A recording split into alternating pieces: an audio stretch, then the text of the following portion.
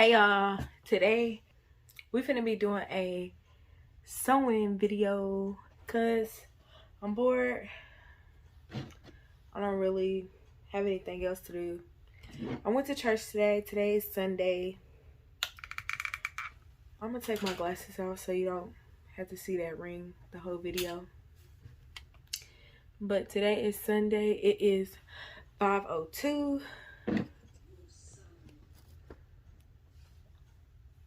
It is 5:02 and I'm just cleaning off my table so that way that I can sew and I ain't gotta worry about a whole bunch of stuff here on my table. This is my tool, but we'll get into that in a minute. I am in school. I'm in school for medical billing and coding. Here's one of my books. It's definitely a lot. And I'm gonna turn on my other light. Yes, okay. It's giving. It's definitely giving. And then I'm just about to go on and on about the stuff that's on my table. I'm finna fast forward this. I'm just gonna put that up there. And then you got some utensils because you know I like to eat. We're gonna get into this one, I promise. But we got some scrunchies. I love a scrunchie. And all the rest of this stuff is like miscellaneous. Makeup bag. I've been having that makeup bag for forever. My auntie gave me that makeup bag. And I've just had it ever since. I never changed it up because I don't really wear makeup like that anyway, so there's no sense in changing up a makeup bag when I never really use it and I never really, yeah. First things first, when you're making a bonnet, you want to make sure you have 1 yard of each piece of fabric that you're going to use. I'm going to be using cotton and satin, and I'm just making a little bonnet for my little sister. So we're going to get, it's going to be a JoJo pattern. I'm just going to get the fabric. So black and JoJo. I don't really know what color I want to put for the satin. I use yellow. So we're going to go with these two colors. Like I said, first things first, you need 1 yard. You're going to take your yardstick, and you need your fabric to be this long. So you got 1 yard, and you're just gonna cut at the end. Now you got 1 yard of JoJo fabric. Repeat the 1 yard cut like you did with the JoJo fabric. And then you have a yard of yellow. So when I used to go to Walmart and ask them for 3 yards of yellow, they would cut me out 3 yards of yellow in 1 yard increments, and I didn't have to cut out my own 1 yard increments. But I guess now they're lazy, and every time I ask them for 3 yards of something, they just cut out 3 yards. So now I have to cut my own 1 yard increments, but it's okay. Now you have to fold. We're gonna take it back to elementary school days. You're gonna hot dog, then hamburger. Fold both of them. So first, you want to hot dog and then hamburger fold. And you want to make sure that your closed ends, you're on the bottom. I'm going to show you what I'm talking about. You want to make sure that your closed flaps are on the bottom and that your open flaps are on the top. Also, you want to make sure that the one side is on the left and you got all your open sides on the right. You're going to repeat that fold step that you did on the satin to the JoJo. And what I did was I just took a piece of poster board. Instead of having to measure this out every time I make a bonnet, I just measured a piece of poster board so it would be hard and won't rip. Put the corner of your pattern at the bottom, and you're just gonna take your pins and pin the pattern to the fabric. After you pin your pins to the fabric, this is what it should look like. Open ends on this side, and we're just gonna cut along the At this point, I got choked up, y'all. I had to go get me some water.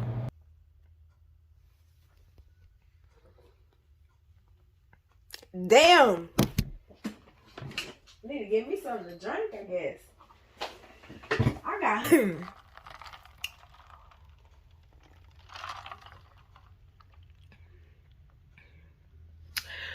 Alright, y'all. Now that I'm done choking,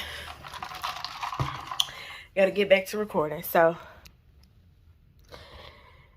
after you get done pinning your pattern down to the fabric, this is what it's going to look like. And then you're just going to cut along this round edge.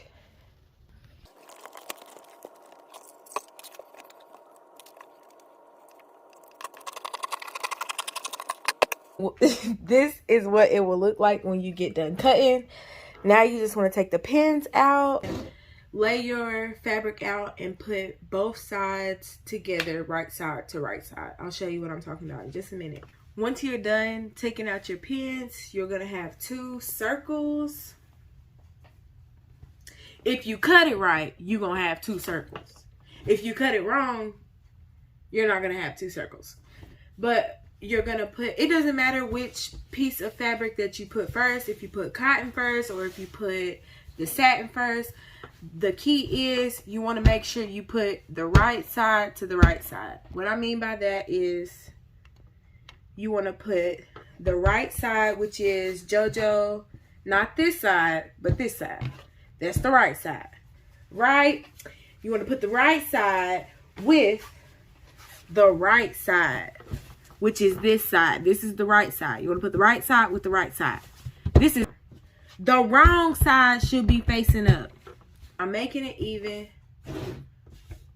so that way I can put the pins.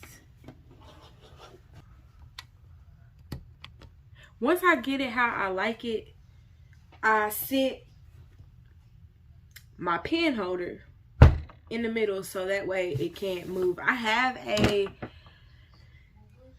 sewing holder, but it's definitely called a paperweight. I can just use that for the end. But now what you're gonna do is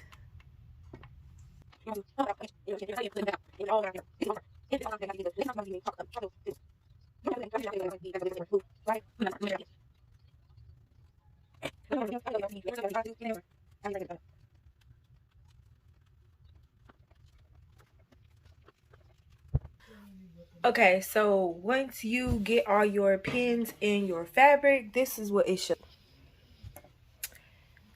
All the pins in a circle, and you want to leave a space because you're going to flip it inside out.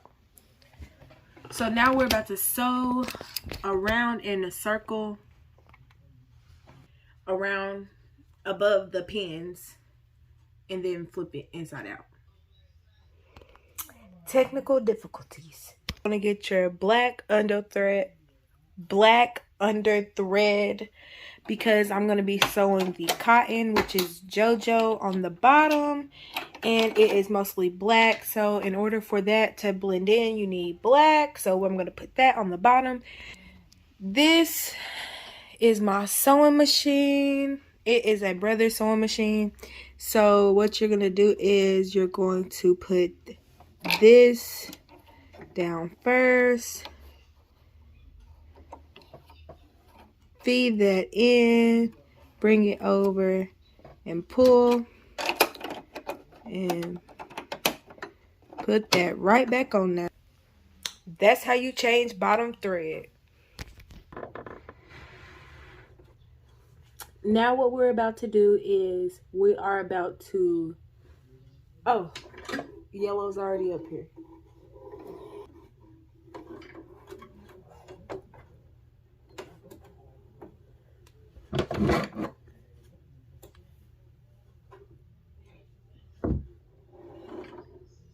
Okay, now we about to sew this into a circle. You're gonna start where you got your gap,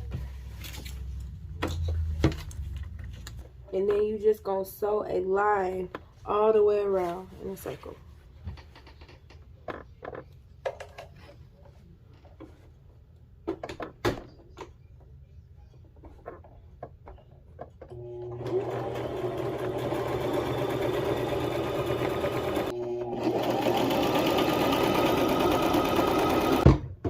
Once you get done sewing it all the way around, you just gonna cut it off the sewing machine.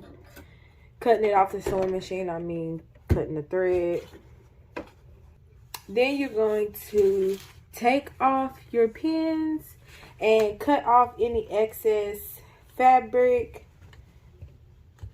I'll show you when I get to that. I'll do anything, talk about anything. It's the girls, we the girls, getting girls. Budge. Yeah, I just slid that in my finger like it was nothing. Like literally it just slid through my skin. But what do they say? The show must go on. So let's keep it rolling. So we're gonna cut off about a ½ inch of fabric off. And then you're gonna just cut slits to give the ruffle effect when you're done. So I prefer to start at the opening that you're going to flip your bonnet. So I just start here and I just literally cut far enough down to where I don't cut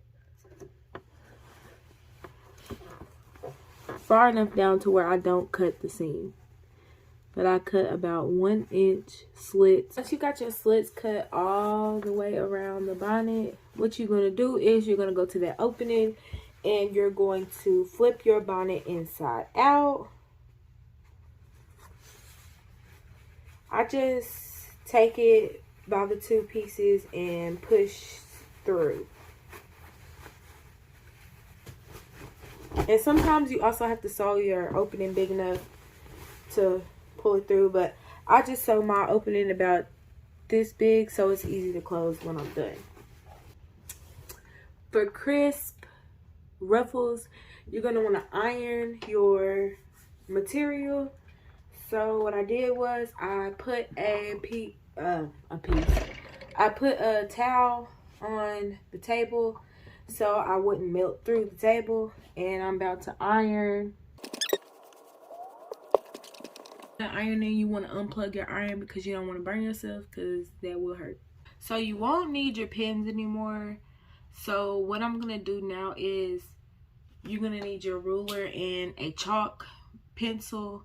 What I'm gonna do now is I'm going to mark up a 1.5 inch increment on the bottom of the bonnet so you can't see it whenever you put it on. It comes off when you wash it, but I'm gonna mark up 1 inch and put a mark, and that just tells me where I need to sew. Take the chalk pencil and your ruler, and you're just gonna take it 1.5 inches, and this is just gonna be where your ruffles, how big your ruffles are. And you kind of gotta mark extra hard or else it won't show up. So once you put all your little dashes on your bonnet, you're just gonna sew along those little dashes.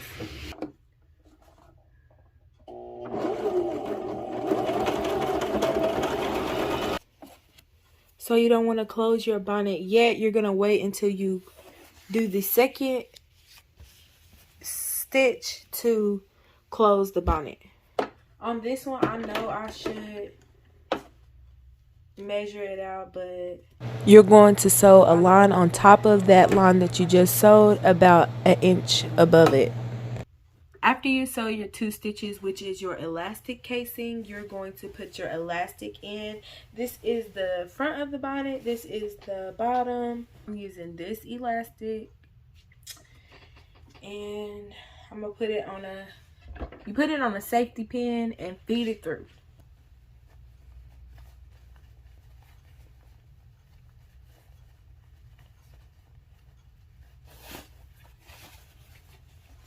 It's starting to come together. Okay, so the last thing that I did was I sewed the bonnet closed. And I am just fluffing it out, and I'm going to show you the finished product. Stretching it out. Here is the bonnet that we made. Here is the front and inside. Here is the JoJo part. Get into the bonnet. Get into it. Get into it. This is Nas Bonnets. If you have not shopped, what are you doing? I also make satin on satin reversibles. And this is just a kid's bonnet for my sister because her birthday is coming up and she wanted a JoJo bonnet. So if you want a bonnet, comment down below. Thank you for watching my video. If you want to see more videos, please like, comment, and subscribe. And turn those post notifications on to be notified. My phone about to die, so I'm out.